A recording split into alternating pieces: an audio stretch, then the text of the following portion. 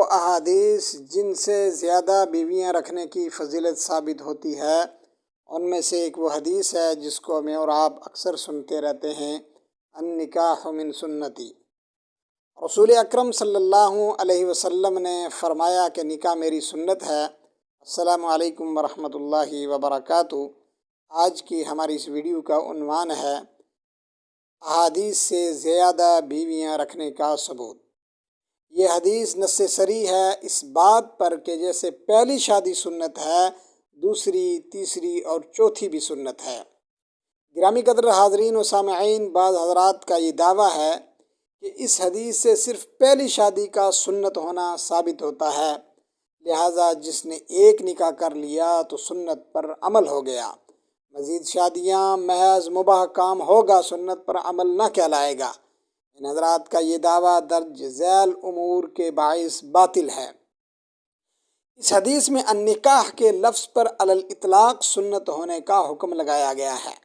فقہ کا مشہور قاعدہ ہے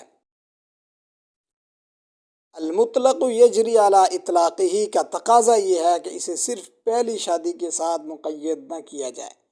چنانچہ جب بھی کوئی شخص نکاح کرے گا، خواہ پہلا ہو یا دوسرا ہو، یہی کہا جائے گا سنت پر عمل ہو رہا ہے، لہٰذا پہلا نکاح بھی سنت۔ پھر اگر کوئی زیادہ ثواب حاصل کرنے کی خاطر اس عمل کو بار بار دہرانا چاہتا ہے تو دوسرا بھی سنت، تیسرا بھی سنت اور چوتھا بھی سنت ہے۔ ایک دوسری روایت میں ہے کہ 4 چیزیں پیغمبروں کی سنت ہیں۔ وہ کیا کیا ہیں؟ الحیا والتعطر والسواک والنکاح، یعنی حیا، خوشبو کا استعمال کرنا، مسواک کرنا اور نکاح۔ جیسے بقیہ تینوں چیزیں یعنی حیا کا مظاہرہ جب بھی ہوگا یا مسواک یا خوشبو جب بھی استعمال ہوگا تو یہی کہا جائے گا کہ پیغمبروں کی سنت پر عمل ہو رہا ہے۔